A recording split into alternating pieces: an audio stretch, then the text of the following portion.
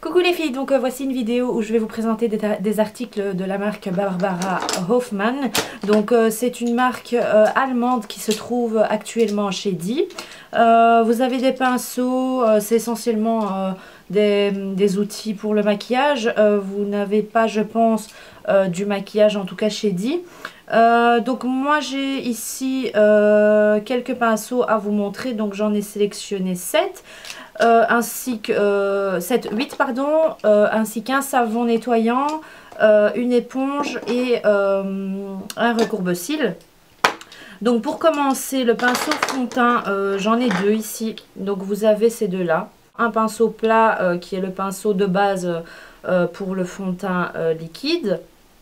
Les manches sont en bois et donc la taille est assez bien. Vous en avez d'autres qui sont beaucoup plus longs, ok, pour les yeux.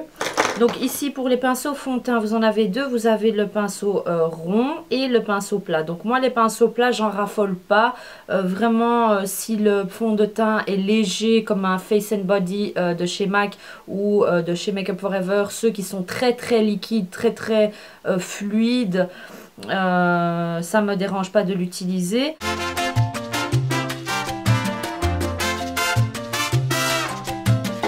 Celui-ci m'intriguait un peu parce que c'est un format qui commence à venir. Vous ne le trouvez pas partout, mais en tout cas chez Sigma, MAC et tout ça, vous commencez à trouver des pinceaux synthétiques, enfin synthétiques, pas spécialement synthétiques, mais plats et ronds pour le fond de teint liquide. Donc ici, il s'appelle le pinceau fond de teint rond. Qu'est-ce que j'ai à dire? L'application est bien, juste à certains... Enfin vraiment, si quelqu'un n'a jamais testé un pinceau fond de teint liquide rond comme celui-ci et plat et qui ne sait pas commander sur internet, sur Sigma, etc. Je le conseille. Maintenant, moi avec tous les pinceaux que j'ai testés et tout ça, ce n'est pas mon préféré. Il m'intriguait, j'ai voulu le tester. Il est bien, il applique bien le fond de teint liquide. Vous pouvez même appliquer le blush crème, pardon. Mais maintenant pour tout ce qui est poudre, je le recommanderais pas trop puisqu'il est vraiment dense. Il est pas fluffy, enfin vous voyez ce que je veux dire, il n'est pas aéré, il est vraiment dense et donc c'est vraiment pour bien appliquer le fond de teint liquide ou limite si vous voulez appliquer également un peu l'anti-cerne crème ou liquide.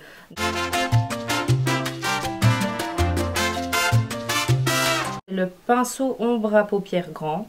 Donc ici il est dense, je n'arriverai pas à trop estomper avec, mais voilà, pour un fard crème, pour un anti-cerne, pour du contouring mais léger, du contouring léger.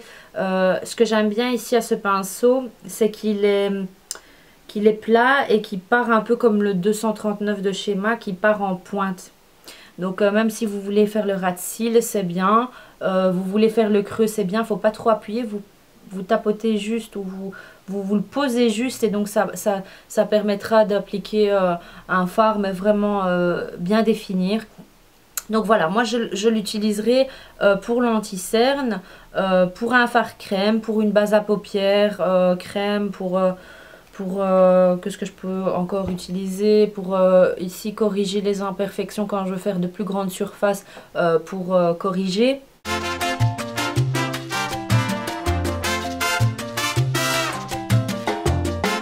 Vous avez ici le pinceau ombre à paupières, donc ça c'est un plus petit. Et donc pareil, celui-ci il se termine comme le 239, il est beaucoup plus court et parfait pour le ras de cils enfin je pense que juste pour le ras de cils, limite vraiment si vous voulez faire des touches allez, des petites touches pour éclaircir certains endroits ou même pour l'anti-cerne au dessus, il est vraiment bien pour ça. Donc voilà, c'est pour des petites surfaces et pour bien définir. Donc voilà, super dense également.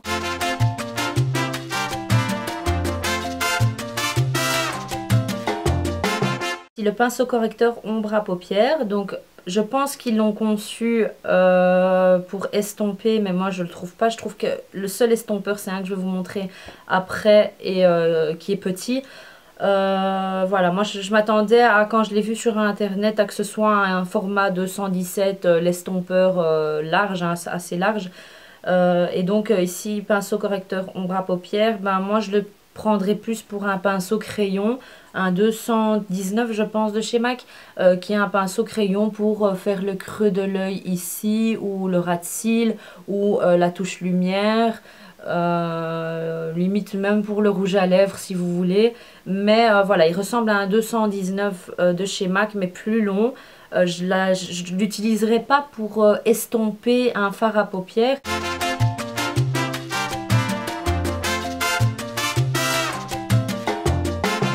Moi j'utiliserai le suivant qui est, bon il n'a pas de nom, mais en tout cas c'est celui-ci, il est fluffy, voilà. Les autres sont plus synthétiques et drus, ils sont droits, ils sont pas maniables, tandis que celui-ci, c'est le seul, hein, et bah, c'est mon préféré de tous quasi. Donc voilà, il est vraiment bien aéré. Et donc voilà, pour estomper celui de la marque, pour moi l'estompeur c'est celui-là. Donc voilà, vous posez un fard à paupières et donc vous estompez avec celui-ci. Vous pouvez même également l'utiliser en creux pour intensifier le creux.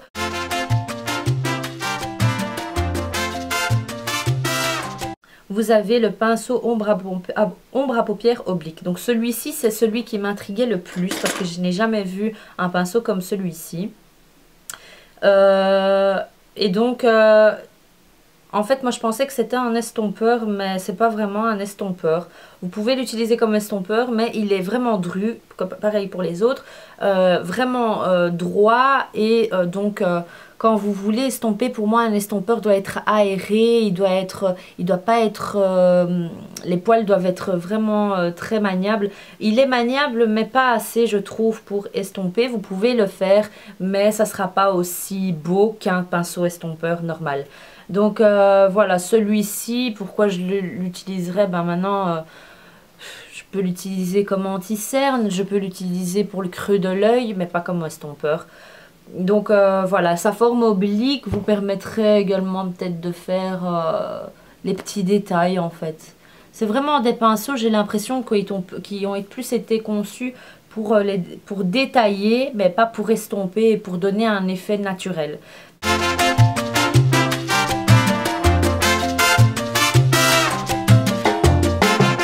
Le plus gros pinceau, c'est celui-ci, c'est le Kabuki, le pinceau Kabuki. Il est énorme.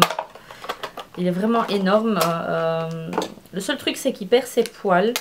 Donc, je sais pas si c'est parce que c'est le début, mais en tout cas, il perd ses poils. Donc, si quelqu'un a acheté celui-ci, eh ben, dites-le moi.